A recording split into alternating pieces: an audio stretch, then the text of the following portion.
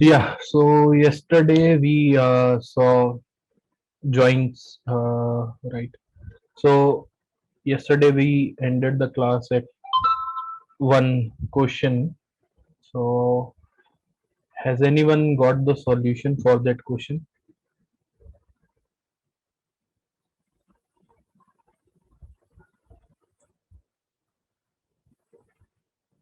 Oh, where is the queries?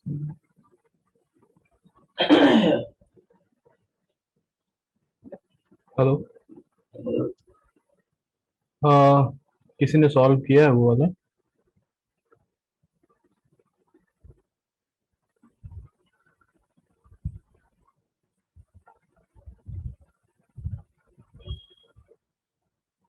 Okay, so let's start with some easy ones first. Oh, okay.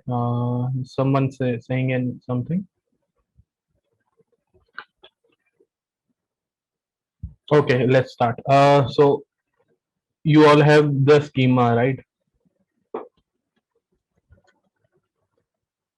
Yes, sir. Okay. So yeah, let's start with some easy ones. So name of the customers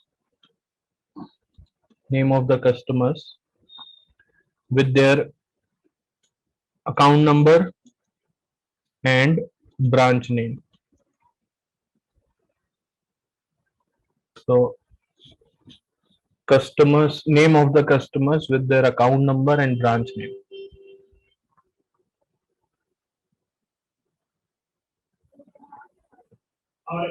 So we have the schema.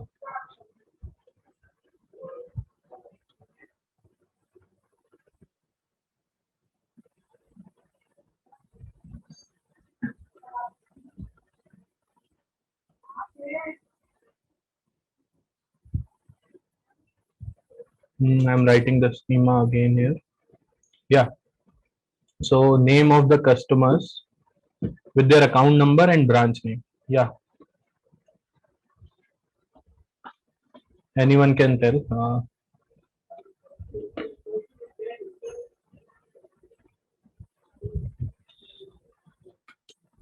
Okay. Is it? Uh, did you understand what I told yesterday?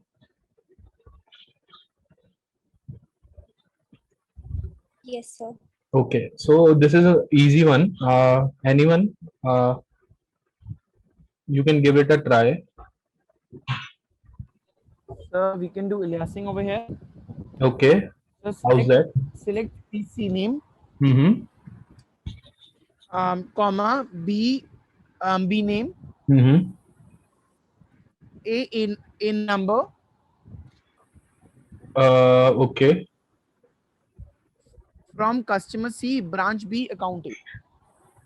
Customer Will C, this work? branch B, and And account A. name. Okay. So you have an account. Okay, so you have joined three tables, right? Can we, yeah, can we not do it in two tables? Let me try, sir. Yeah, okay. So let's see. We can do it. So we need what we need. We need name, account number, and branch name. So let's see. Branch name is in account table.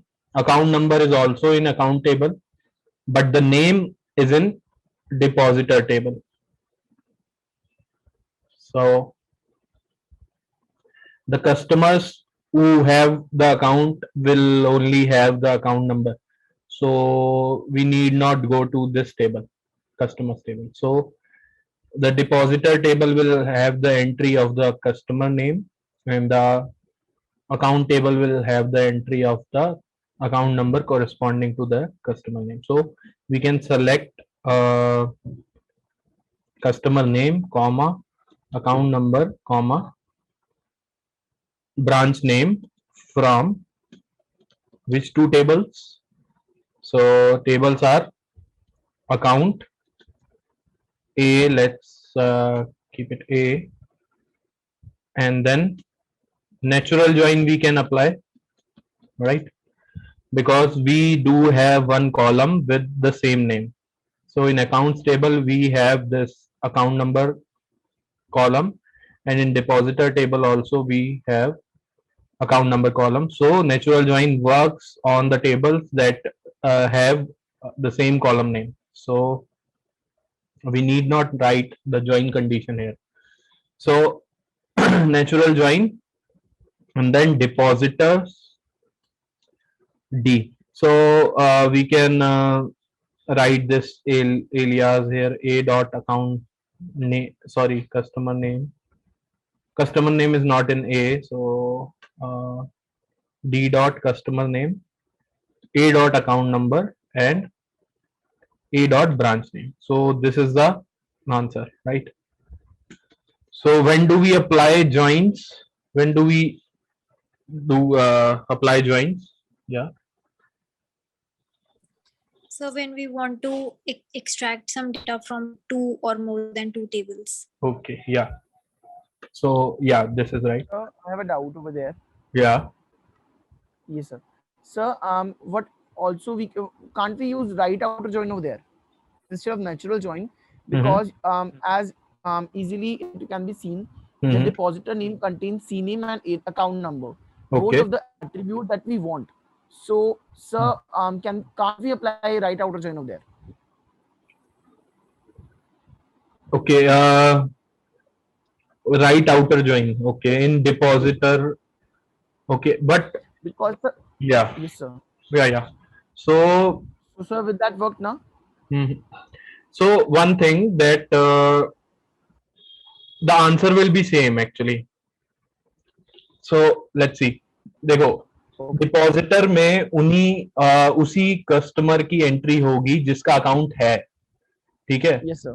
So for every entry in depositor, we will have a corresponding entry in account table. Account. For sure. Yes, sir.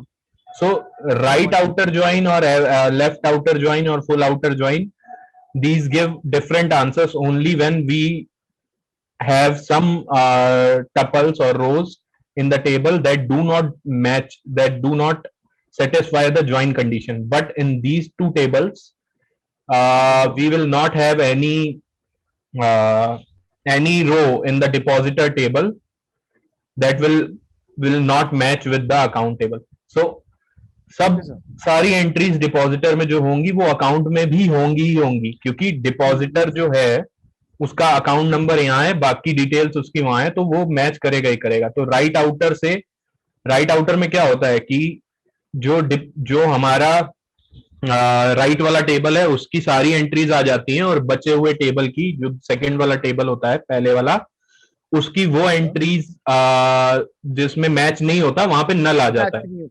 नल आते हैं, sir. ठीक है, तो इसमें कोई ऐसा case होगा ही नहीं, क्योंकि डिपॉजिटर अगर है तो उसका अकाउंट नंबर वाला डेटा भी अकाउंट में होगा ही होगा. ठीक है, तो वो मैच करेगा ही करेगा. ठीक है, ओके, ठीक है. अब गेट लोन नंबर. सर हाँ, सर अगर हम इसमें राइट आउटर ज्वाइन लगाएंगे तो सर ब्रांच नेम और बैलेंस नहीं शो होगा. नहीं, शो तो वो होगा जो हम यहाँ लिख देंगे. ओके, या यस सर. ओके, उससे मतलब नहीं है. तो दोनों टेबल में जो भी चीजें हमको चाहिए दोनों टेबल से उसको हम यहाँ लिख सकते हैं. अगर उनकी सारी डिटेल्स चाहिए तो यहाँ पे हम एस्ट्रिक लिख सकते हैं. ठीक है, okay.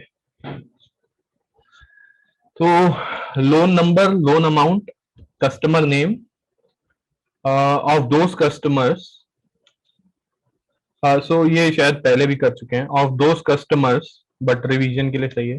Those customers whose loan amount is greater than 1 lakh.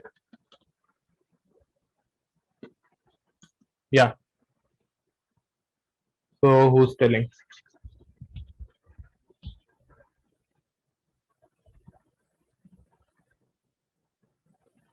Loan number, loan amount, and customer name. Yeah. So please be quick if you want to answer. Because time इतना नहीं है। तो जल्दी से ना स्कैनिंग करो। लोन नंबर है, loan amount है और कस्टमर नेम है। तो कहाँ कहाँ पे मिलेगा हमको? लोन नंबर यहाँ मिल जाएगा लोन टेबल में, लोन अमाउंट लोन टेबल में मिल जाएगा, और कस्टमर नेम जो है वो हमको लोन टेबल में नहीं मिलेगा। बट कस्टमर नेम अगर लोन के कॉरेस्पॉन्डिंग देखा जाए तो लोन के कॉरेस्पॉन्डिंग जो कस्टमर नेम है वो बोरोवर में मिल सकता है, राइट? ठीक है, कस्टमर टेबल तक जाने की जरूरत नहीं है। तो इन दोनों में अगर वो हमको इन दोनों में ज्वाइन लगाना है तो इधर यहाँ पे हमारे पास लोन नंबर है जिससे हम इन दोनों टेबल्स में ज्वाइन लगा सकते हैं, in loan table and borrower table.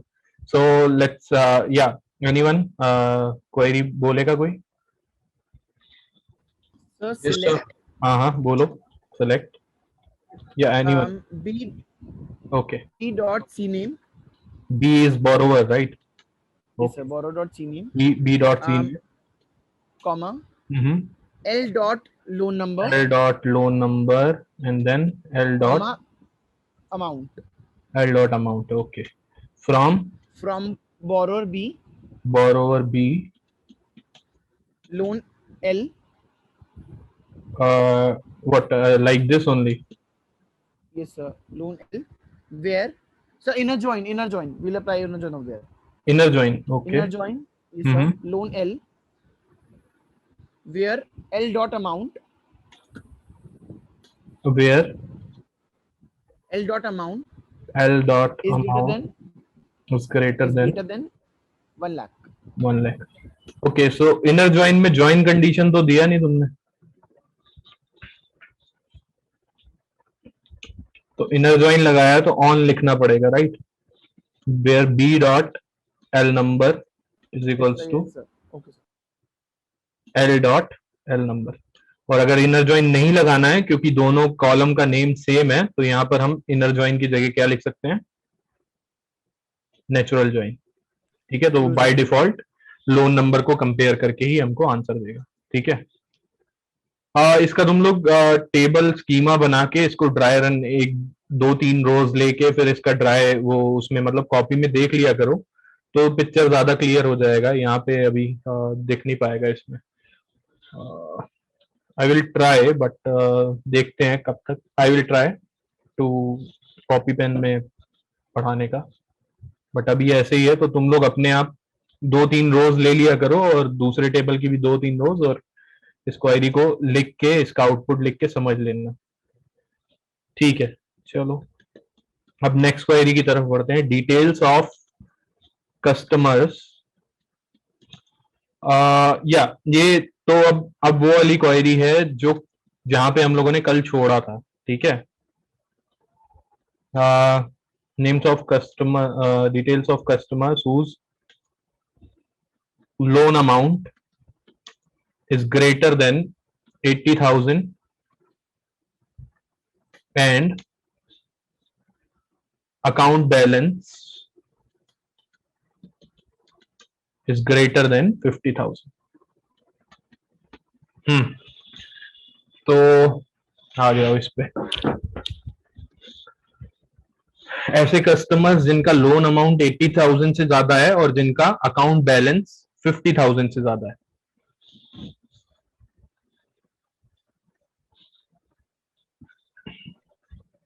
सो कल हम लोगों ने यहीं पे छोड़ा था। ठीक है, तो ऐसे कस्टमर्स जिनका लोन अमाउंट 80,000 से ज्यादा है, ये अगर अकेले पूछा जाए तो कैसे कर सकते हैं इसको?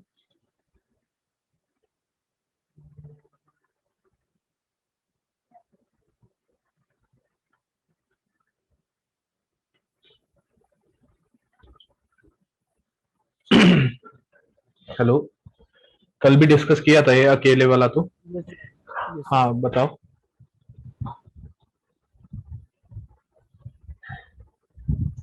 ऐसे कस्टमर्स जिनका लोन अमाउंट 80,000 से ज्यादा है, तो लोन अमाउंट कौन से टेबल में है? लोन टेबल में। और कस्टमर का डिटेल्स कस्टमर टेबल में है, या बोरोवर टेबल में बोल सकते हैं। But Yes. बोरोवर टेबल में सारी डिटेल्स नहीं है, बोरोवर टेबल में केवल कस्टमर का नाम मिल जाएगा। अगर हमको पूरी डिटेल्स चाहिए तो हमको कस्टमर टेबल में जाना पड़ेगा। ठीक है, तो हम क्या कर सकते हैं, बोरोवर और लोन टेबल से हम इतना निकाल सकते हैं कि कस्टमर का नाम क्या है जिसने जिसने लोन अमाउंट 80,000 से ज्यादा लिया है। फिर उस कस्टमर नेम का यूज करके हम कस्टमर टेबल से उसकी सारी डिटेल्स निकाल सकते हैं, राइट? Yes sir. ये क्वेरी बता दो जल्दी से, बताओ, फिर अब पूरी क्वेरी देखते हैं। ये आधी क्वेरी बता दो जल्दी से। कस्टमर नेम कैसे निकालेंगे? सर मतलब हाँ हम हाँ हाँ बोलो। सर हम बोरोवर और लोन को यूज करके क्यों निकालें, मतलब सर हम डायरेक्टली, अच्छा सर उसमें लोन नंबर कॉमन है इसीलिए। ज्वाइन की कंडीशन वो बनेगी ना, loan number equal to loan number, otherwise join नहीं हो पाएगा। सर हाँ बताओ कौन है, क्वेरी बताओ। yes sir Yeah. select हम्म c dot c name, हाँ हाँ c dot c street, हम्म c dot street, c dot city, हम्म l dot amount, amt, okay. Amount हमको Where- नहीं सेलेक्ट करना है, ठीक है, चलो ठीक है। Sir. हाँ, from हाँ। customer c फ्रॉम कस्टमर सी, हाँ। on natural join loan l on natural join का क्या मतलब है? clause ना, नेचुरल ज्वाइन केवल, ऑन तो बाद natural में। join, natural join hmm on loan l where नहीं नहीं नहीं, loan सिंटैक्स amount सही is करो। greater ऑन than ऑन अभी भी नहीं आएगा, नेचुरल ज्वाइन के बाद फिर टेबल का नाम बोलो। loan l, अच्छा, तो कस्टमर को तुम लोन से नेचुरल ज्वाइन कर रहे हो, राइट? yes sir, तो कस्टमर और लोन में कोई कॉमन चीज है क्या? नहीं कोई sir, कॉमन एट्रीब्यूट है तो नेचुरल ज्वाइन borrower कैसे? से कर लें चलो बोरोवर से कर लो, ठीक है, करो। बोरोवर से कर लिया नेचुरल ज्वाइन, फिर sir where l dot amount is greater than 80,000, but loan table आया कहाँ अभी? From customer natural join borrower किया, राइट? yes sir, तो एल कहाँ आया इसमें? लोन टेबल अमाउंट तो लोन टेबल में है, राइट? yes sir, सर ठीक मैंने है। आपको बोला कि कस्टमर की जगह बोरोवर कर लें, बोरोवर और लोन का कर देते हैं क्योंकि अच्छा, बोरोवर और लोन का कर लें, ठीक है, सही है, बट उससे केवल हमको कस्टमर नेम मिलेगा, ठीक है? हमें काफी एट्रीब्यूट चाहिए सारे हमको सारे चाहिए, ठीक है। तो ठीक है, हम कस्टमर नेम यहाँ से ले लेते हैं इन दोनों से, फिर कस्टमर टेबल का यूज करके हम बाकी एट्रीब्यूट्स ले लेंगे। चलो देखो, इतना सा बताओ, जल्दी से देखते हैं हम। सेलेक्ट ये मेरी, हाँ हमारी हाँ जो जिसको हमने लोन और बोरोवर को जैसे हमने सी नेम निकाला, कस्टमर नेम निकाला, हाँ हाँ तो उसको एज अ सब क्वेरी यूज कर लेंगे हाँ। For details for the customer. हाँ हाँ हाँ, तो बताओ जल्दी से, पूरा अब बता दो जल्दी से। Select C dot C name C dot street comma C dot city from customer C where where from customer C where search then select जो सब क्वेरी है हमारी Where- पूरी वेयर एक minute, where C name in, yes sir, Where where C name name in. In C name in फिर बाकी की subquery, ठीक है? Yes sir, select subquery ये रहेगी, select C name from borrower natural join loan. Yes sir. Sir natural join या फिर inner join कुछ भी लगा सकते हैं ना, वो तो हमें हाँ देखो, नेचुरल ज्वाइन, हाँ नेचुरल ज्वाइन लगाओगे तो कोई कंडीशन नहीं लिखनी पड़ेगी, क्योंकि इन दोनों में एक कॉमन एट्रीब्यूट है जो है एल नंबर, जिसका नाम है एल नंबर, तो वो अपने आप इन दोनों को कंपेयर करके ज्वाइन करेगा। इनर ज्वाइन अगर लिखोगे तो साथ में तुमको ये भी बताना पड़ेगा कि किन कॉलम्स को कंपेयर करके तुमको ज्वाइन करना है। तो अगर इनर ज्वाइन लिखोगे, बोरोवर इनर ज्वाइन लोन लिखोगे, तो ऑन में तुमको ये भी देना पड़ेगा कि borrower dot loan number is equals to loan dot loan number, ये देना पड़ेगा, ठीक है? अब एक बात बताओ, ऐसे ही हम लोग, जैसे हमने अभी ये निकाला है बोरोवर और इसका लोन नंबर का नेचुरल ज्वाइन करके, अभी हमने निकाला है कि अच्छा वो कंडीशन आगे लिख लेना, where amount is greater than 80,000 या जो भी है वो लिख लेना। इसका हमने ये निकाल लिया। अब इसके साथ हम फिर से नेचुरल ज्वाइन कर सकते हैं, राइट। फिर से हम इसके साथ नेचुरल ज्वाइन लगा सकते हैं एक बार और उसमें हम लिख सकते हैं अपनी दूसरी क्वेरी उसके लिए। किसके लिए? डिपॉजिटर के लिए। तो अब इस पे आ जाओ। ऐसा कस्टमर निकालना है जिसका बैलेंस 50,000 से ज्यादा है। तो ऐसा कस्टमर का नाम कैसे निकलेगा? इन दोनों टेबल से निकलेगा। Select C name from depositor natural join account where balance is greater than 50,000।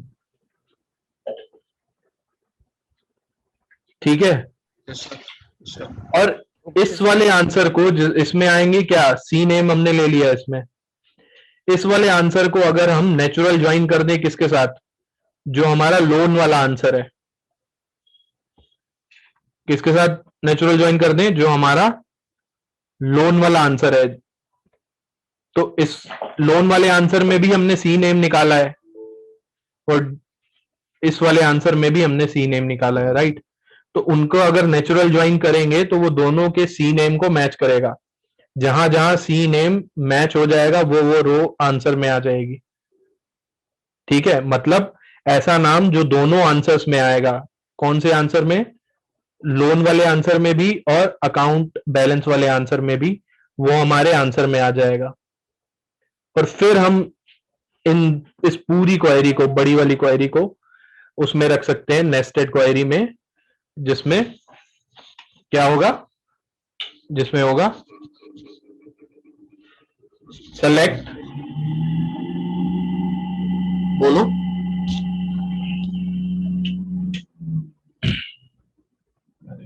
चलो ठीक है, बहुत स्लो हो रहा है इसलिए इतना वेट नहीं कर सकते। सेलेक्ट क्या है, क्या क्या निकालना है? सी नेम कॉमा स्ट्रीट और city from customer where C name in. C name किस में आ जाए? इस क्वेरी में सी नेम इन। और ये हमारा ये हो गया, ये पूरा वो लेने के लिए, सारी डिटेल्स के लिए। अब लोन वाली डिटेल अगर चाहिए तो select C name from borrower natural join. Borrower और क्या था? लोन। इन दोनों में कॉमन चीज क्या है? Loan number. इसमें इन दोनों का ज्वाइन हो जाएगा। लेकिन हमको वही वाले लेने हैं जहां पे loan amount, where amount is greater than क्या? 80,000। और इससे जो आंसर आएगा, इसका जो आंसर आएगा, इसमें हमको सी नेम मिलेंगे। ठीक है। इस क्वेरी के आंसर में हमने क्या सेलेक्ट किया है? C name. कौन से टेबल से? बोरोवर और इसके लोन के नेचुरल ज्वाइन से। इसका अगर हम एक बार फिर से नेचुरल ज्वाइन करा दें, ठीक है, किसके साथ? उस आंसर के साथ जो हमने कहां से निकाला है? अकाउंट टेबल और डिपॉजिटर टेबल से। अकाउंट और डिपॉजिटर टेबल से क्या निकलेगा? ऐसा बंदा जो ऐसा कस्टमर जिसका अकाउंट है और कुछ उसका वो है बैलेंस। तो हमको चेक क्या करना था? जिसका बैलेंस ग्रेटर देन क्या है? 50,000। ठीक है। और इस अपनी पूरी क्वेरी में ये, इससे क्या आएगा? जिसका लोन 80,000 से ज्यादा है उसका नाम। इससे क्या आएगा? जिसका लोन किस कंडीशन, मतलब किस उस पे मैच कर रहा है? जो ये वाला नेचुरल ज्वाइन हमने दो सब क्वेरीज के बीच में लगाया है, ये नेम। इसका आंसर, इसके आंसर में क्या आएगा? ये देखो, दो टेबल्स के बीच में लग सकता है, दो रिलेशंस के बीच में नेचुरल कोई भी ज्वाइन लग सकता है। ठीक है।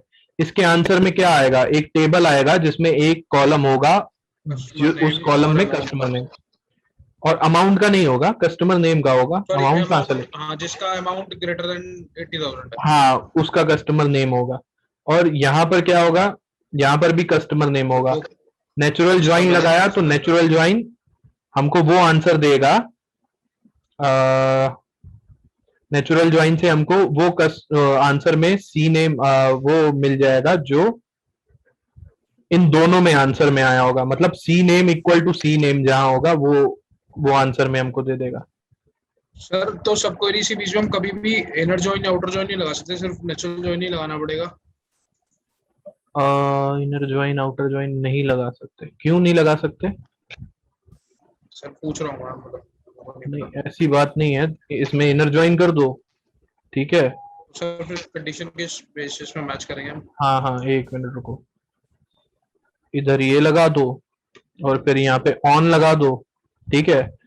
और इस वाले आंसर का, ये सेलेक्ट क्वेरी के बाद इसका जो आंसर है, इसके आंसर के बाद इसको कोई नाम दे दो, एज एल मान लो क्योंकि ये लोन का है, और इसको एज अकाउंट का डिटेल है तो एसी मान लो, और फिर यहाँ लगा दो L dot C name is equals to AC dot C name, खत्म। देखो टेबल का मतलब ये नहीं है कि जो टेबल हमारे डेटाबेस में है उसी में तुम क्वेरी रन कर सकते हो। टेबल का मतलब कुछ भी हो सकता है, जो हमारे आंसर में आया है वो भी एक टेबल ही है ना।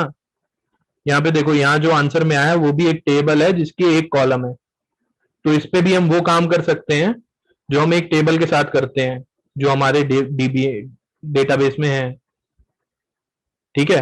तो यहाँ पर इसकी जगह अगर ये लिखा होता कुछ भी और टेबल का नाम लिखा होता, यहाँ पर लिखा होता कस्टमर, तो हम ऐसे लिख सकते थे एज एल या केवल एल, कुछ भी लिख सकते थे।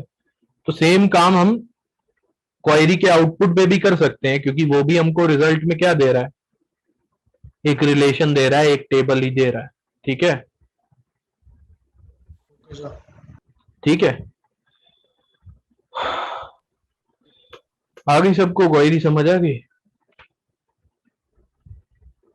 तो फिर कस्टमर टेबल का यूज इसलिए हुआ है क्योंकि इन दोनों से हमको अगर केवल कस्टमर नेम पूछा होता तो वो तो मिल गया था, बट हमको सारी डिटेल्स अगर पूछी है कस्टमर की तो वो तो केवल कस्टमर टेबल में है। तो स्ट्रीट और सिटी अगर जानना है तो उसके लिए हमको कस्टमर टेबल ही देखना पड़ेगा, ठीक है। बढ़िया क्वेरी थी। अच्छा, ज्वाइन समझ आ रहे हैं? Yes sir. ओके, इसको लिख लेना एक बार, कुछ रोज बना लेना, 3-4 रोज बना के एक बार बस 1-2 क्वेश्चन के लिए ट्राई कर लेना, तुम्हारे दिमाग में क्लियर हो जाएगा कि ज्वाइन हो कैसे रहा है, ठीक है। एक बार इसमें मैंने दिखाया था स्टार्टिंग में ये टेबल बना के, बट बार बार पॉसिबल नहीं है इधर वर्ड में, तो जब क्लास कॉपी पेन से होगी तो फिर बता दूंगा। बट अभी के लिए तुम लोग एक काम ये कर लेना, 2 क्वेश्चन कर लेना बस इस शीट से, और 3-4 रोज से वो समझ लेना, ठीक है। अब नेक्स्ट है हमारा find all customer names who have an account but no loan. ऐसे customers who have account but no loan, ऐसे कस्टमर्स जिनका अकाउंट तो है बट जिन्होंने लोन नहीं लिया है।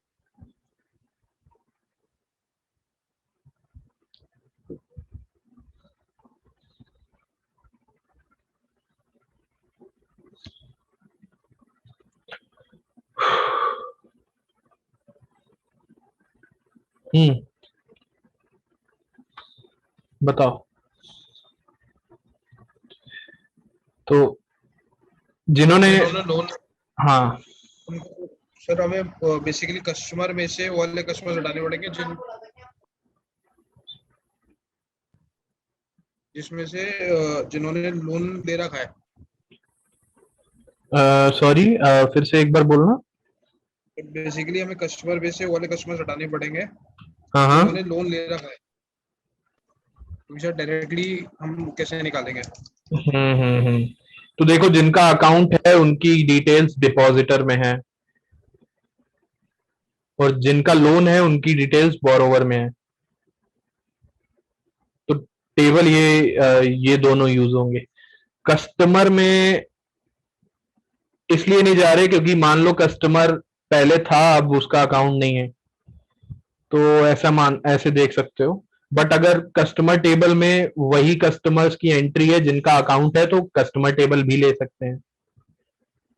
ठीक है, तो वो डिपेंड करता है कि कस्टमर टेबल में कौन से वाले कस्टमर्स के नेम है। ठीक है, तो हाँ बताओ। तो सेट ऑपरेशंस अभी हम हमें लोगों ने सारी डिटेल्स चाहिए।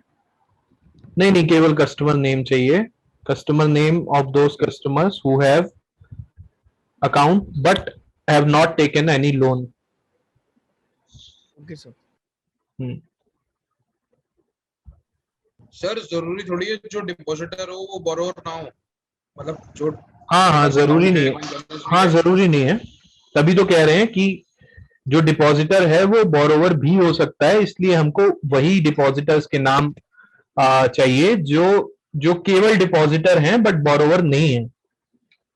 जरूरी नहीं है कि वो बंदा डिपॉजिटर है तो वो बोरोवर नहीं होगा, दोनों भी हो सकता है। बट ये भी हो सकता है कि वो केवल डिपॉजिटर ही है, उसने लोन नहीं लिया है। Okay sir. ओके, किसी को आया या बढ़े आगे?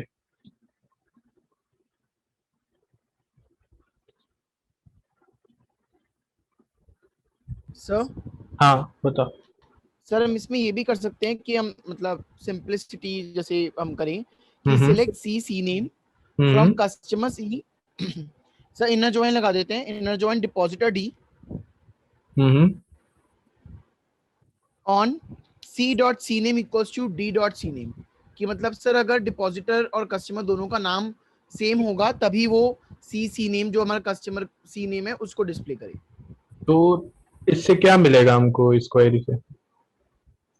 सर इससे हमें ये मिलेगा ना जो कस्टमर सी नेम है कस्टमर का और जो सी नेम है डिपॉजिटर का, अगर तो सर वो दोनों मैच हो रहे हैं, अगर कस्टमर डिपॉजिटर है तो सर वो सी नेम को एग्जीक्यूट कर देगा। अगर सर तो वो उसका नेम मैच ठीक है। नहीं करेगा तो सर वो नहीं करेगा। हाँ तो ठीक है, चलो ठीक है, ये सही हो गया। ठीक है, अब अगर केवल डिपॉजिटर टेबल से सेलेक्ट कर लेते तो क्या डिफरेंस आ जाता? Select asterisk from depositor. हाँ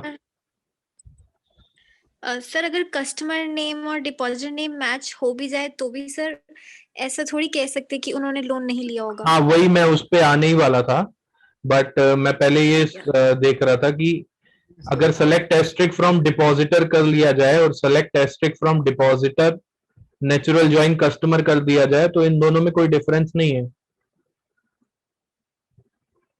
नो क्यों- सर।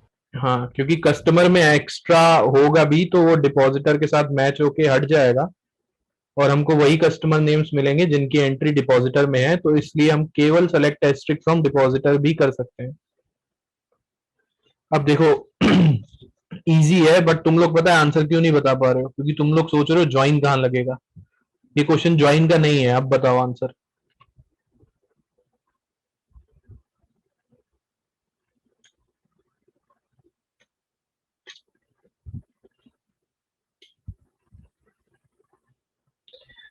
चलो ठीक है, मैं बताता हूं। देखो इसका आंसर ये है, select customer name from depositor. ठीक है, इससे क्या मिल जाएगा? वो कस्टमर्स जिनका अकाउंट है, ठीक है, yes sir. Minus select customer name from borrower. खत्म। माइनस लगा दो या एक्सेप्ट लगा दो, तो माइनस हमारा ओरेकल में काम करता है और एक्सेप्ट हमारा माई एसक्यूएल में काम करता है। ठीक है, यस सर। तो दोनों का मतलब एक ही है, माइनस या एक्सेप्ट हम लोगों ने ठीक है, तो सेलेक्ट ये हमारा सेट ऑपरेशंस का क्वेश्चन था।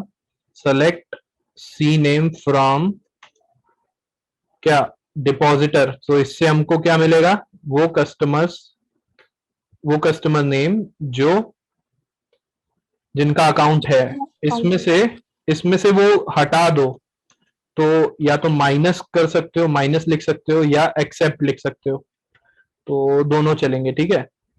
तो कोई एक, तुम अगर ओरेकल डीबीएमएस यूज कर रहे हो तो माइनस लगाओगे, और MySQL में एक्सेप्ट लिखोगे, बात एक ही है। तो ये हमारा सेट वाला जो मैथ्स में सेट होता है वही वाला माइनस है, ठीक है। तो select C name from borrower. So set में क्या होता है, ए माइनस बी में हमको क्या मिलता है, ए वाले वो आंसर्स जो बी में नहीं है। तो मान लो अगर इसमें डिपॉजिटर में कस्टमर नेम आए C1 C2 C3 और बोरोवर में आए C1 C5 और C6, तो आंसर में क्या आएगा,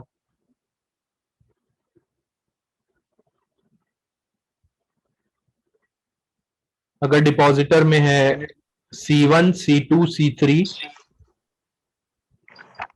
और बोरोवर में है C1 C4 C5, तो सर C1 आएगा। सर C2 C3 C2 और C3 आएगा, ठीक है। तो डिपॉजिटर वाले आंसर से हमने वो माइनस कर दिया जो बोरोवर में थे, तो बोरोवर में और डिपॉजिटर में एक ही कॉमन था, C1 C2 C3 डिपॉजिटर में था और बोरोवर में जो था वो C1 ही था जो डिपॉजिटर में भी था। तो डिपॉजिटर से वो हटा दिया, वो माइनस कर दिया जो बोरोवर में भी है, तो बचा क्या, C2 और C3। तो इसका मतलब ये था कि C1 C2 C3 ने C1 C2 C3 का अकाउंट है। और यस सर। जो सेकंड क्वेरी है उसका आंसर था कि C1 C4 और C5 ने लोन लिया है। तो ऐसा कस्टमर जिसका अकाउंट है और जिसने लोन नहीं लिया है वो कौन से हो गए, C1 का अकाउंट है बट C1 ने लोन भी लिया है क्योंकि वो बोरोवर में आ रहा है, तो वो हटा दिया, बचे क्या C2 और C3, तो वो आंसर हो गया, ठीक है। चलो ऐसा ही सिमिलर क्वेश्चन है, similar C name of customers. अच्छा, इसमें अगर ऑल द डिटेल्स, सारी डिटेल्स अगर पूछ ली जाती तो ये क्वेश्चन तुम्हारा ज्वाइन का बन गया था, या ज्वाइन या नेस्टेड क्वेरी दोनों से हो सकता था, ठीक है। तो अब देखो, C name of those customers who have both account as well as loan. तो ऐसा कस्टमर जिसका अकाउंट भी है और साथ में लोन भी लिया हुआ है उसने।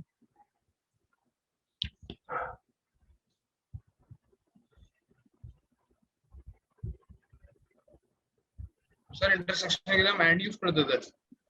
इंटरसेक्शन में एंड नहीं यूज करते थे, एंड हम वेयर में यूज करते हैं। इंटरसेक्शन के लिए हम इंटरसेक्ट यूज करते थे।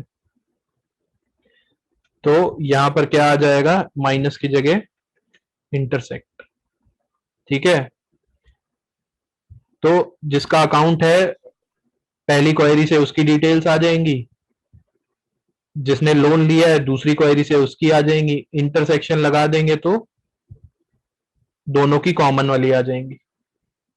एक चीज और मैंने बताई थी जब मैंने यूनियन, इंटरसेक्शन और एक्सेप्ट बताया था, तो एक चीज बताई थी, यूनियन कंपैटिबल होने चाहिए, वो याद है सबको क्या, यूनियन कंपैटिबल बताया था मैंने।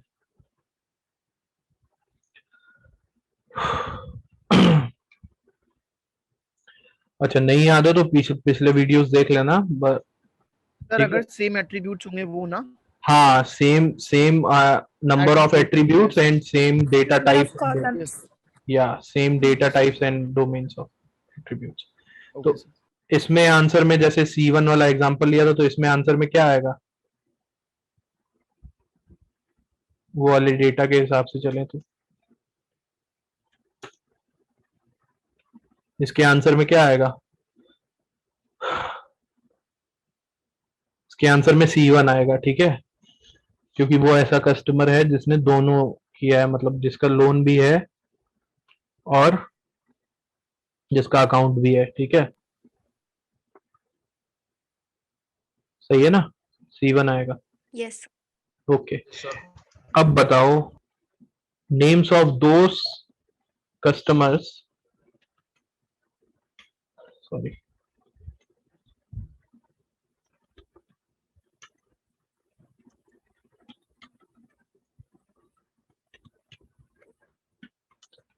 who have account or loan but not both.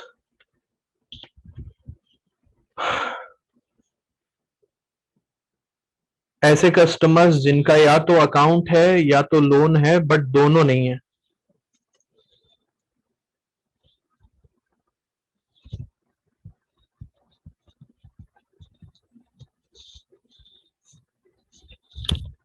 Sir हम हाँ इसमें पहले वो एंड यूज करके फिर माइनस इंटरसेक्ट करेंगे, है ना?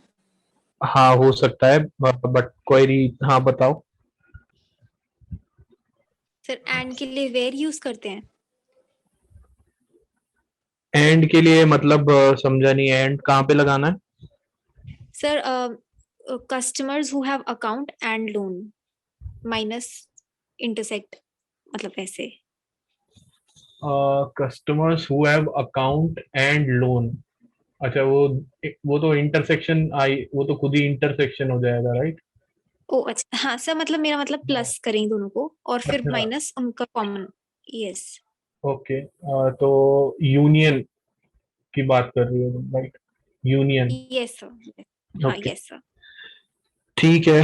तो तुम्हारे कहने का मतलब है कि पहले वो निकाल लो जो दोनों में है, जो मतलब दोनों में, ओके जो दोनों में यस है, सर, तो select C name from depositor, depositor से वो आ जाएगा जिसका अकाउंट है, ठीक है। यस सर, फिर union select C name from loan, क्या था, बोरोवर, बरोबर, ओके। ठीक है। तो इससे क्या आ जाएगा, इस वाली क्वेरी से हमको मिलेगा C2, C3 and C4, C5. C C1 C2 C3 C4 C5 और C1 एक बार मिलेगा, ठीक है। यूनियन मिल जाएगा दोनों टेबल्स का। दोनों का यूनियन मिल जाएगा, मतलब वो भी मिल जाएंगे जिनका केवल अकाउंट है, वो भी मिल जाएंगे जिनका केवल लोन है, और वो भी मिल जाएंगे जिनका लोन और अकाउंट दोनों है,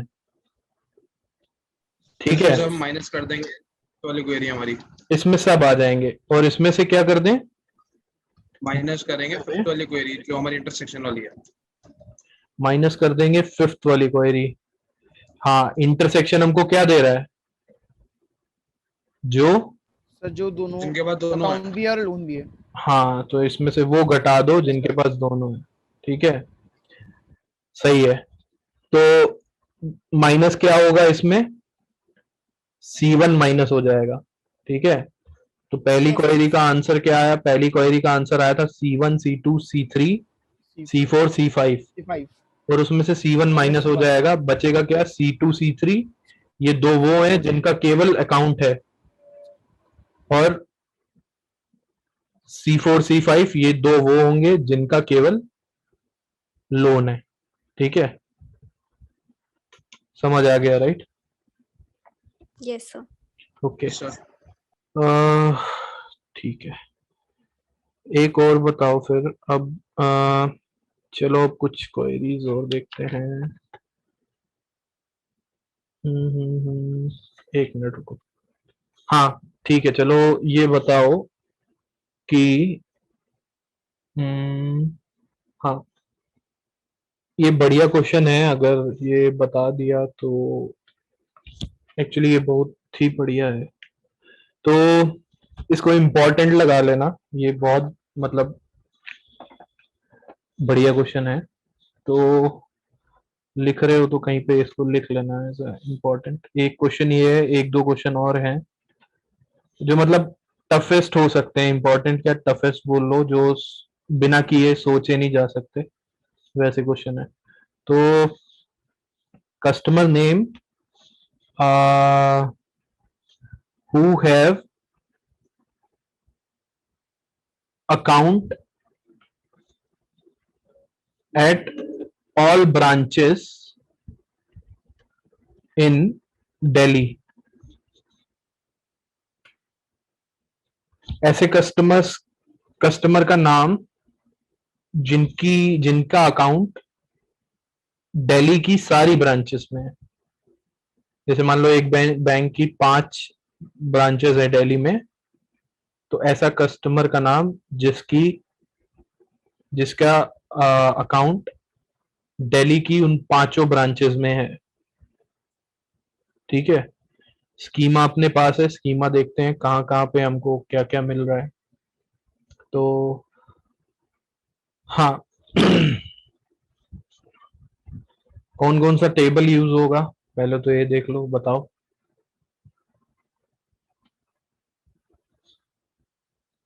सर अकाउंट और अकाउंट कस्टमर।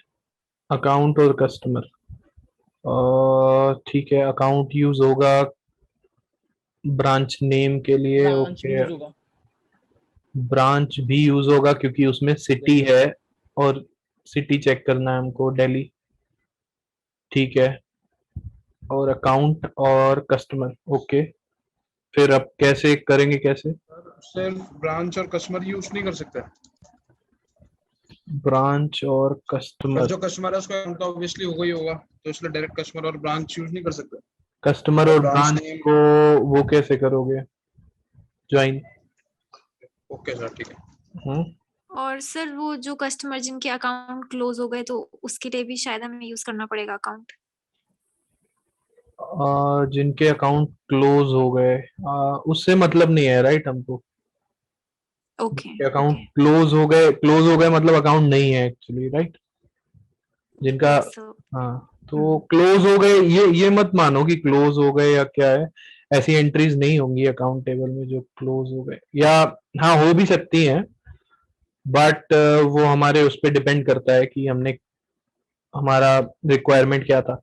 तो अच्छा, इससे क्या फर्क पड़ेगा वैसे, बंद वाले अगर ले लेते हैं तो? हम्म, सर रिडंडेंसी मतलब थोड़ी हो जाएगी अच्छा चलो क्योंकि देख, हाँ हाँ हाँ, या बताओ। हाँ मतलब सर यही कह रही हूँ मैं। ओके ओके, ठीक है, चलो देखते हैं अगर क्या होता है। ठीक है, अच्छा, इसमें कस्टमर के बजाय क्या ये डिपॉजिटर यूज कर सकते हैं क्या? अ,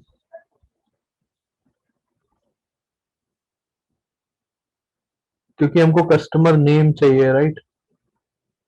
और डिपॉजिटर टेबल में वही है जिसका अकाउंट होगा। ठीक है, हमको हमको सारे कस्टमर्स की डिटेल्स या मतलब उसका पूरी ऑल डिटेल्स नहीं चाहिए, राइट?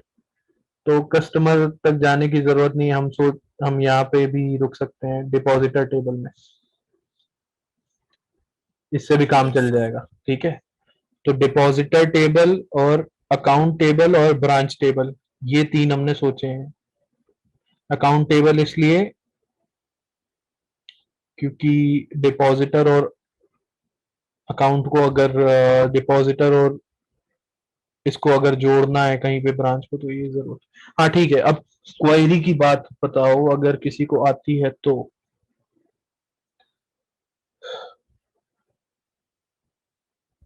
मेरे हिसाब से तो नहीं बता पाओगे, लेकिन फिर भी ट्राई करो। सर हम्म एक बार मैं बता दूं। Hmm, sir select c.c name okay. from customer C, from customer C, okay.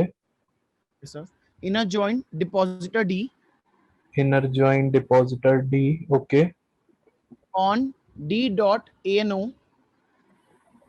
Okay equals to A.ano table हमने डिपॉजिटर और कस्टमर यूज किया है, और ज्वाइन कंडीशन तुम अकाउंट टेबल और अच्छा डिपॉजिटर टेबल में लगा रहे हो, ये कैसे पॉसिबल है? ओके सर, एक सेकेंड। जो टेबल हम ज्वाइन कर रहे हैं उसी में तो ज्वाइन कंडीशन लगेगी, राइट? Yes sir.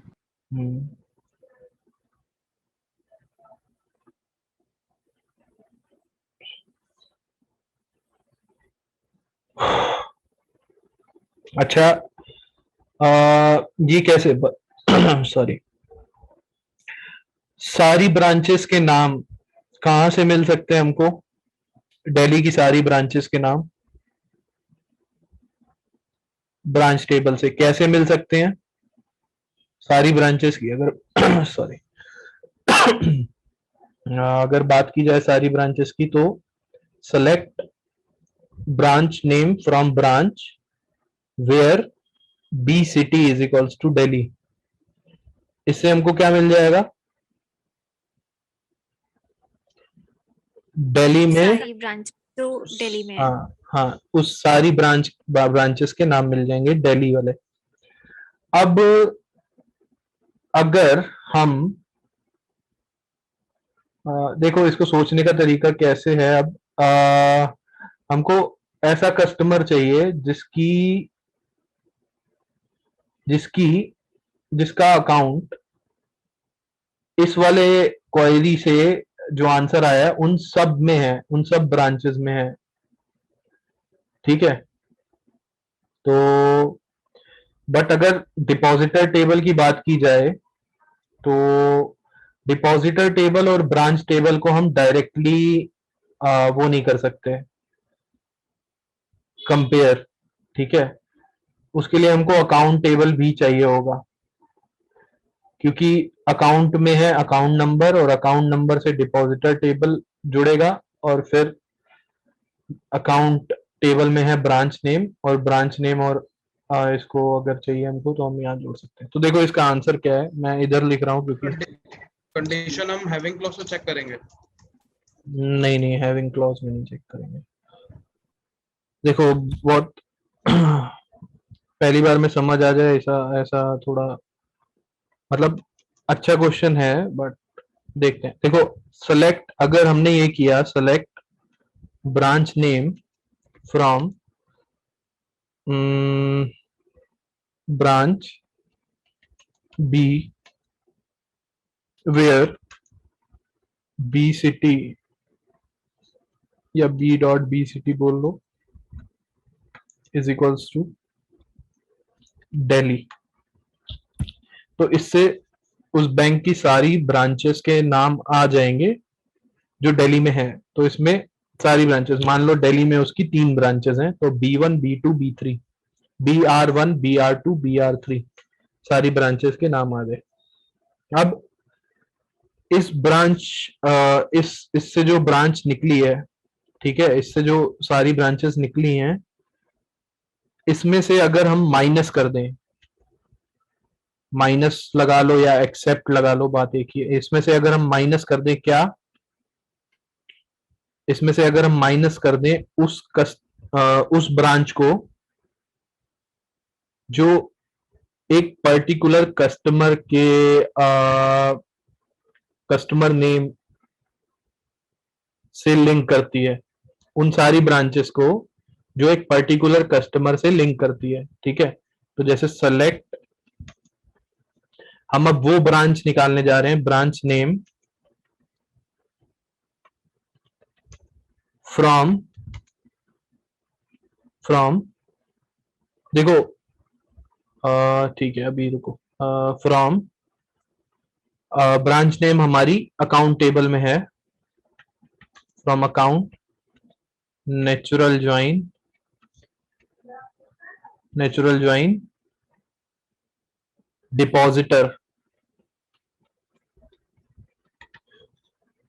तो branch name from account natural join depositor, तो इन दोनों के ज्वाइन से क्या मिलेगा? Customer name, account number, branch name और बैलेंस, ठीक है? और वेयर हमारी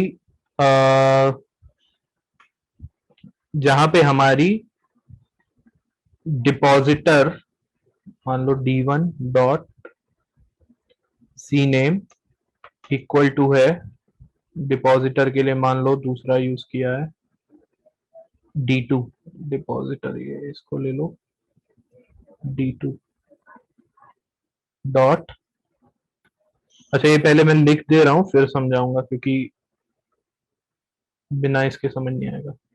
और यहां पे हमने एक लगाया select C name from depositor D1 where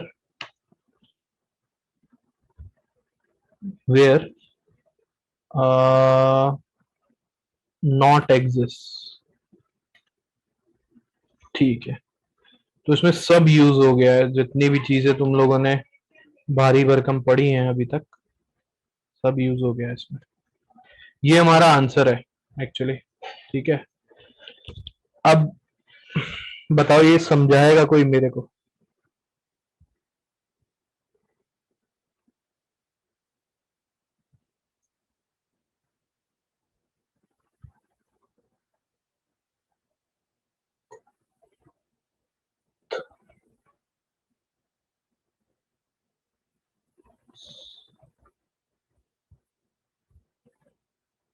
कोई है?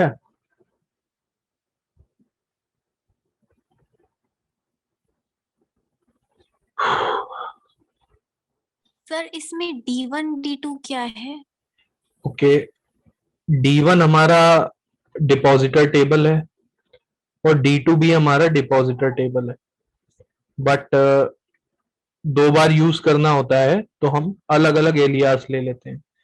तो अगर हम एलियास अलग अलग कर देंगे तो D1 एक अलग टेबल की तरह बिहेव करेगा। टेबल एक ही है बट उसके उसके मान लो दो स्नैपशॉट हो जाएंगे। ठीक है, सेम टेबल को दो बार ले लिया बस। Okay sir. ठीक है, तो D1 भी डिपॉजिटर टेबल ही है और D2 भी डिपॉजिटर टेबल ही है, बट दोनों के एलियास अलग अलग लिए हुए हैं। तो इसको एज अ पहला टेबल मान सकते हो और इसको एज अ सेकेंड टेबल मान सकते हो। तो ये दो अलग अलग टेबल की तरह काम करेंगे बट है ये सेम, मतलब इनके अंदर का डेटा होगा जो सेम होगा क्योंकि दोनों सेम टेबल है बट उनके इंस्टेंसेस अलग अलग लिए हों। तो देखो समझ मेरे हिसाब से नहीं आएगा, अपने आप तो नहीं आएगा ये वाला। देखो ध्यान से समझना, देखो ये इसमें को रिलेटेड, पहली बात तो इसमें को रिलेटेड नेस्टेड क्वेरी है। अब किसको किसको याद है को रिलेटेड नेस्टेड क्वेरी? पहले दिन हम लोगों ने पढ़ी थी।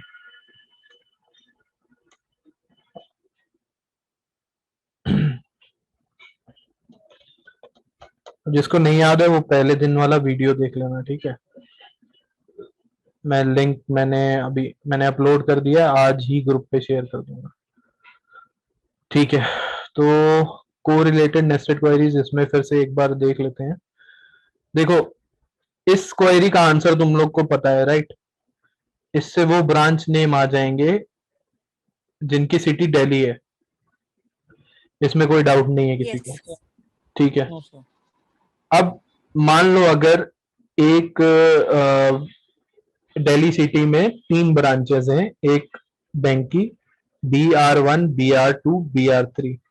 ठीक है, और मान लो एक C1 कस्टमर है, C1 कस्टमर है जिसकी डिपॉजिटर टेबल में एंट्री है। ठीक है, और इस C1 कस्टमर है, एक C1 कस्टमर की इन तीनों ब्रांचेस में वो है, क्या है, अकाउंट है।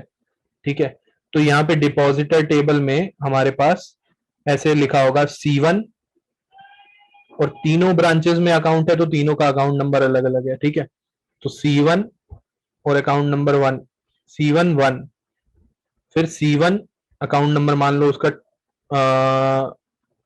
1 है, फिर C2 अकाउंट नंबर मान लो 111 है, सॉरी C1 फिर अकाउंट नंबर उसका 111 है। ठीक है, फिर C1 कस्टमर का जो अकाउंट नंबर 1 है वो ब्रांच 1 में है, C1 कस्टमर का जो अकाउंट नंबर 11 है वो ब्रांच 2 में है, और C1 कस्टमर का जो अकाउंट नंबर 111 है वो ब्रांच 3 में है। इतना समझ आ गया? तो C1 एक ऐसा कस्टमर है जिसका अकाउंट इन तीनों ब्रांचेस में है जो दिल्ली में है। इतना समझ आया?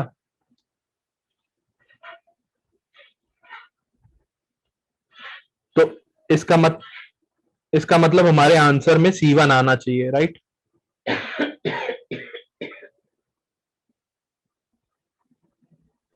Yes sir. बाकियों को समझ आ गया? हाँ,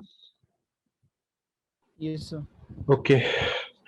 तो C1 एक कस्टमर है, C2 एक और कस्टमर मान लो, C2 एक और कस्टमर है, बट उसका जो वो है अकाउंट वो केवल सिंगल ब्रांच में है। तो C2 उसका अकाउंट नंबर मान लो 2, और उसका जो किस ब्रांच में अकाउंट है, BR2 ब्रांच में अकाउंट है। ठीक है, अब देखो, अब यहां से आ गया, इस क्वेरी का आंसर क्या आएगा? अगर हमारे पास 3 ब्रांचेस हैं तो सारी ब्रांचेस आ जाएंगी दिल्ली में। तो सारी ब्रांचेस, अगर 3 ही ब्रांचेस हैं दिल्ली में, तो इस क्वेरी का आंसर आ जाएगा BR1, BR2, BR3। इससे आ गई सारी ब्रांचेस। ठीक है, अब जिन्होंने कोरिलेटेड नेस्टेड क्वेरी पढ़ी थी, मैंने बताया था ऑलरेडी कि correlated nested queries for loop की तरह काम करती हैं। For every row in the outer table, nested query में बाहर वाला टेबल जो है, बाहर वाला टेबल यहाँ पे क्या है, D1 टेबल। ठीक है, for every row in D1 table, जो अंदर वाली क्वेरी होती है वो अंदर वाले टेबल के लिए, अंदर वाले टेबल अंदर वाला टेबल क्या है? अंदर वाला टेबल है ये अकाउंट नेचुरल ज्वाइन डिपॉजिटर। उसके लिए ये बाहर वाली क्वेरी के लिए जो अंदर वाली क्वेरी होती है वो अंदर वाले टेबल की हर रो के लिए चलती है। अब कोरिलेटेड कैसे है ये? क्योंकि देखो ये D1 है इसका एलियास, और D1 अंदर यूज हो रहा है, तो इसलिए ये कोरिलेटेड है। ठीक है, तो बाहर वाले का एलियास अगर नेस्टेड क्वेरी में अंदर यूज होता है तो ऐसी क्वेरीज क्या होती हैं? Correlated nested queries. और ऐसी क्वेरीज में हमको बाहर वाले की टेबल की हर रो के लिए, बाहर वाला टेबल कौन सा है? फ्रॉम में क्या लिखा हुआ है? फ्रॉम में एक टेबल लिखा हुआ है क्या? Depositor D1। तो बाहर वाला टेबल है D1, मतलब डिपॉजिटर टेबल। ठीक, और इस सब क्वेरी की बात करते हैं जिसमें D1 यूज हुआ है। ठीक है, इस सब क्वेरी की बात करते हैं। तो ये कोरिलेटेड सब क्वेरी है। क्यों? क्योंकि ये जो सब क्वेरी है वो बाहर वाले से रिलेटेड है, क्योंकि यहाँ पे D1 यूज हो रहा है। ठीक है, तो इस सब बाहर वाले टेबल के लिए की हर रो के लिए अंदर वाला जो टेबल है उसकी हर रो के लिए वो बाहर वाली एक रो से कंपैरिजन अंदर वाले टेबल की हर रो से होगा। कहने का मतलब ये है, देखो अंदर वाला टेबल कौन सा है? अंदर वाला टेबल ये है account natural join depositor D2। इससे मिलके जो बनेगा ये अंदर वाला टेबल है। ठीक है, तो इसको ऐसे देख सकते हैं। देखो जैसे इससे आ गया ये B1, BR1, BR2, BR3, कोई दिक्कत नहीं है। अब मान लो हमारे पास जो डिपॉजिटर हैं, 2 डिपॉजिटर्स हैं। कौन कौन कौन है? C1 और C2। ठीक है, यस सर। ठीक है, 2 डिपॉजिटर्स हैं C1 और C2। अब अकाउंट टेबल में हमारे पास इनके कॉरेस्पॉन्डिंग अकाउंट टेबल में भी एंट्री है, और अकाउंट टेबल में इधर क्या एंट्री हुई होगी? इधर C1 की 3 एंट्रीज होंगी, क्योंकि उसकी तीनों ब्रांचेस में अकाउंट है। एक BR1 के लिए एंट्री होगी उसके अकाउंट नंबर के कॉरेस्पॉन्डिंग। ठीक है, अच्छा, इन दोनों को जब नेचुरल ज्वाइन करेंगे तो हमको एक टेबल मिलेगा जिसमें C name, account number, branch name और बैलेंस ये आएगा। ठीक है, तो इन दोनों के नेचुरल ज्वाइन का एक स्कीमा लिख लेते हैं जो हमको मिलेगा। वो ऐसा कुछ होगा जिसमें C name, account number, branch name और क्या होगा, बैलेंस। ये चार चीजें होंगी उसमें। तो ऐसा करते हैं, तो इन दोनों को ये इसका नेचुरल ज्वाइन का आंसर क्या होगा, ये चार एट्रीब्यूट्स। ठीक, अब देखो, अगर डिपॉजिटर टेबल में दो कस्टमर्स हैं जैसे, तो इसमें क्या आएगा, जैसे मान लो लिखना ही पड़ेगा नहीं तो फिर समझ नहीं आएगा। C1 और चार एंट्रीज हैं टोटल, बट C1 1 और ब्रांच नेम BR1। ठीक है, फिर आएगा C1 11 और ब्रांच नेम BR2। फिर आएगा C1 111 BR3। फिर आएगा C2, मान लो अकाउंट नंबर 2, फिर इसका मान लो ब्रांच 2 में अकाउंट है। बैलेंस भी होगा, वो कुछ भी मान लो, कॉमा बैलेंस। ठीक है, तो मान लो नेचुरल ज्वाइन से हमारे पास ये आंसर आया। ठीक है,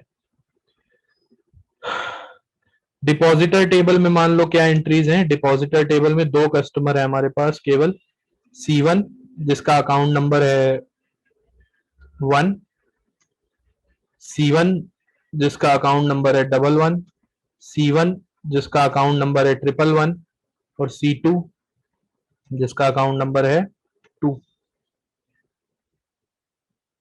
ठीक है, तो डिपॉजिटर टेबल में ये एंट्रीज है। अब कोरिलेटेड नेस्टेड क्वेरी में कैसे चलता है, बाहर वाली क्वेरी की हर रो, बाहर वाले टेबल की हर रो। तो डिपॉजिटर टेबल में पहली रो क्या है, पहली रो है डिपॉजिटर टेबल में C1 और ये 1। तो इस वाले रो के लिए अंदर वाला टेबल ये है। अंदर वाले टेबल की हर रो में हम क्या करेंगे, ये क्वेरी चलाएंगे। कौन सी वाली क्वेरी, ये कंडीशन चेक करेंगे कहां कहां पे D1.CNAME और D2.CNAME इक्वल है। ये हमारा ये वाला जो टेबल है, ये वाला, ये हमारा D1 है। ठीक है, और ये वाले टेबल जो है हमारा वो D2 है। ठीक है, तो इसको ऐसे कर सकते हो, ऐसे लिख सकते हो। तो ठीक है, अब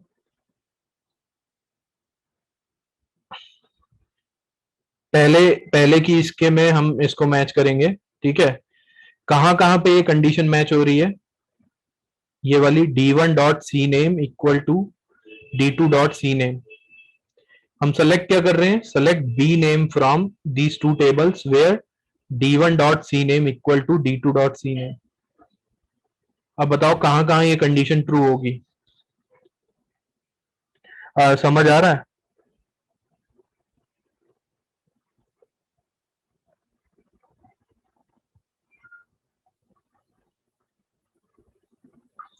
हेलो, यस सर। ओके, ये बताओ मेरे को, ये पहले वाले D1 टेबल की पहली रो। अब देखो, ये कोरिलेटेड नेस्टेड क्वेरी जिन्होंने नहीं पढ़ा है वो लोग देख लो। पहले वाले टेबल की हर रो से हर रो को हम दूसरे वाले टेबल की हर रो से मैच करेंगे। तो फॉर लूप चलेगा, for each row in the first table we need to run our query in the second tables every row. So पहले वाले की पहली रो के लिए हम अपनी क्वेरी को इसमें रन करेंगे, सेकंड वाले टेबल की हर रो के लिए। तो कहां कहां मैच हो रहा है, देखो पहली रो में सी नेम क्या है पहले टेबल का, C1 C1, और दूसरे टेबल में पहली रो में क्या है, C1 C1। तो ये मैच हो गया। Yes sir. ठीक है, तो इससे हमको क्या आंसर में मिल जाएगा, इसका ब्रांच नेम हमको आंसर में चाहिए। तो क्या हुआ, BR1। ठीक है, यस अब यही पहली रो किससे कंपेयर होगी, फिर से दूसरे टेबल की सेकंड रो से। मैच हो गई कंडीशन, तो हमको आंसर में क्या मिल जाएगा, BR2 मिल जाएगा। ठीक है, ऐसे ही तीसरी रो से कंपेयर होगी, मैच हो गई कंडीशन, सी नेम दोनों का इक्वल है, तो हमको क्या मिल जाएगा, BR3 मिल जाएगा। फिर फोर्थ रो से कंपेयर होगी, मैच हुई कंडीशन, क्या C1 और ये इक्वल है, सॉरी डिपॉजिटर में दोनों नो लिख सर। दिया। हाँ, तो नहीं इक्वल है, तो ये BR2 में हमको ये BR2 नहीं मिलेगा इस बार। तो इसकी पहली रो के लिए, किसकी, डिपॉजिटर टेबल की पहली रो, जिसमें कस्टमर का नाम क्या है, C1, उसके लिए हमको इस क्वेरी में कितने आंसर मिले, 3। 3 आंसर मिले। और इसमें कितने थे हमारे पास, BR1, BR2 और BR3। और इसमें भी कितना है, BR1, BR2, BR3 पहली रो के लिए। तो अगर जब हम BR1, BR2, BR3 को माइनस करेंगे BR1, BR2, BR3 से, तो क्या मिलेगा, नल। हाँ, कुछ भी नहीं मिलेगा। और नॉट एग्जिस्ट का मतलब होता है कि अगर कुछ भी नहीं मिल रहा तो हमारे आंसर में वो वैल्यू आती है। नॉट एग्जिस्ट कब ट्रू होता है, जब अंदर वाली क्वेरी का आंसर खाली एम्प्टी आ जाए, कुछ भी ना हो। तो इस वाले केस में एम्प्टी आया आंसर, राइट, तो ये ट्रू हो गया, नॉट एग्जिस्ट। तो इसलिए उस सी नेम को प्रिंट करा देगा जिसके लिए ये एम्प्टी आया। तो पहली रो में सी नेम क्या है, पहली रो में C1 है। ठीक है, अच्छा, ओके, तो ये प्रिंट हो जाएगा। ऐसे ही सेकंड रो के लिए भी चलेगा C1, और इसके लिए भी चलेगा C1 के लिए। तो ये हमारा तीनों के लिए चलेगा, और आंसर में अपना 3 बार C1 आ जाएगा। तो उसको अगर तुम लोग को हटाना है तो डिस्टिंक्ट लगा सकते हो यहाँ पे। ठीक है, तो एक बार आएगा। अब एक एक करके 3 रोज के लिए चल गया। अब देखो लास्ट रो के लिए क्या होगा, लास्ट रो पहले टेबल में लास्ट रो में सी नेम क्या है, C2, और C2 को इससे कंपेयर करेगा, क्या मैच हुआ, सी नेम बाहर वाले टेबल की लास्ट रो पे आए, C2 पे, C2 वाले सी नेम पे। अब उसके लिए भी अंदर वाली क्वेरी कितनी बार चलेगी, अंदर वाले टेबल में जितनी रोज हैं, कितनी रोज हैं, 4 रोज हैं। तो अब इस वाली रो के लिए भी ये अंदर वाले टेबल से इस क्वेरी को 4 बार चलाएगा। तो यहां पर ये कंडीशन मैच नहीं हुई। क्या मैच कर रहे हैं हम, कि दोनों का सी नेम, बाहर वाले टेबल का और अंदर वाले का सी नेम इक्वल होना चाहिए। तो आखिरी रो में इसके में टेबल का नाम क्या है, C2, इधर मैच नहीं हुआ, इधर भी मैच नहीं हुआ, इधर भी मैच नहीं हुआ, किधर मैच हो गया, लास्ट रो पे मैच हो गया। तो इस पूरे टेबल पे, सेकंड वाले टेबल पे, पूरे टेबल पे हमारी क्वेरी रन होने के बाद हमको पहले टेबल की लास्ट रो के लिए इस अंदर वाली क्वेरी पूरी रन होने के बाद हमको आंसर में क्या, कौन सी ब्रांच मिलेगी, BR2। केवल BR2 मिलेगी, क्योंकि केवल आखिरी रो के लिए जब हमने अपनी पूरी क्वेरी सेकंड टेबल की चारों रोज के लिए चलाई, तो केवल एक ही में हमारा कंडीशन ट्रू हुआ, और वो कंडीशन थी लास्ट वाले में ट्रू हुई। तो उधर से हमने ब्रांच नेम निकाल लिया, और यहाँ पे क्या आ जाएगा, फिर आंसर BR2 आ जाएगा। और ये वाली क्वेरी में तो कहीं पे इसमें तो हमेशा BR1, BR2, BR3 ही रहेगा। ठीक है, क्योंकि दिल्ली में जो सारी ब्रांचेस हैं वो तो चेंज हो नहीं रही हैं, वो तो तीनों रहेंगी, BR1, BR2 और BR3। तो जब BR1, BR2, BR3 में से माइनस हो जाएगा क्या, BR2, तो हमारे पास क्या बचेगा, BR1, इसका आंसर क्या आएगा, BR1 और BR3। ठीक है, Yes, sir. तो इसलिए ये नॉट एग्जिस्ट में इसका मतलब अंदर हमको नेस्टेड क्वेरी में हमको कुछ आंसर मिल गया, तो नॉट एग्जिस्ट क्या हो जाएगा? फॉल्स।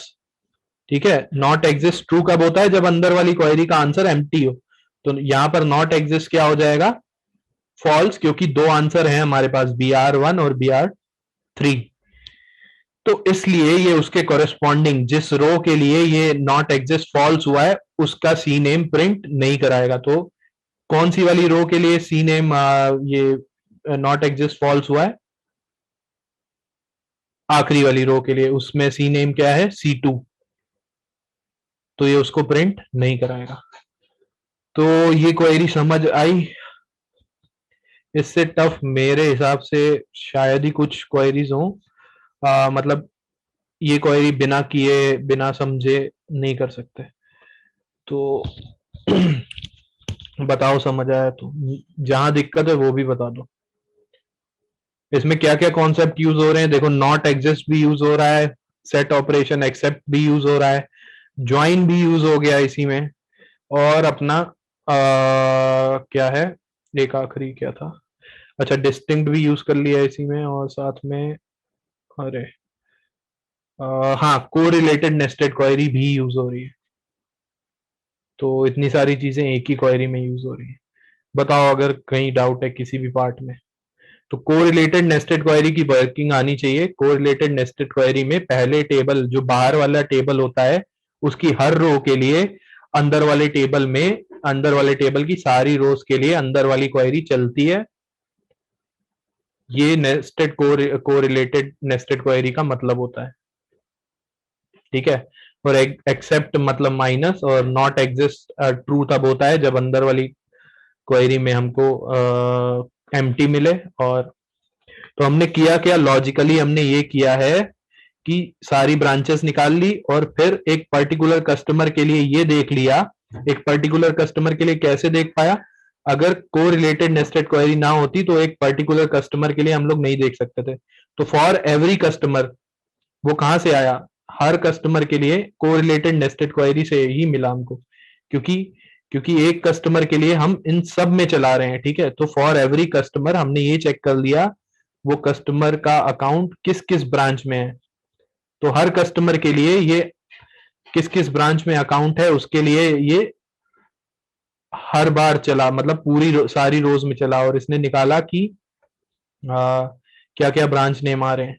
फिर अगर टोटल ब्रांचेस में से कुछ ब्रांचेस बच रही हैं तो इसका मतलब उसका अकाउंट सारी ब्रांचेस में नहीं है। एक्सेप्ट का मतलब है माइनस कर दिया हमने टोटल में से, जो इसकी ब्रांचेस में जिसका अकाउंट है वो हमने जब माइनस किया तो कुछ ब्रांचेस अगर बच रही हैं मतलब उसका अकाउंट सारी ब्रांचेस में नहीं है, और अगर नहीं बच रही हैं तो इसका मतलब उसका अकाउंट सारी ब्रांचेस में है। इसलिए यहाँ पर हमने क्या लगा दिया? Not exist. अब बताओ समझ आया?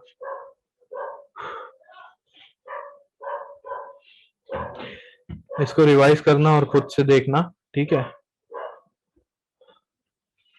Yes sir. इससे बढ़िया, अब इससे टफ मेरे हिसाब से कोई क्वेश्चन नहीं होगा, मैक्सिमम यही मिल सकता है क्वेश्चन। तो ठीक है, ये आई गेस एक ग्रुप बाय और हैविंग वाले क्वेश्चंस बचे हैं, वो देख लेंगे नेक्स्ट टर्न पे। कोई दिक्कत हो तो बताओ।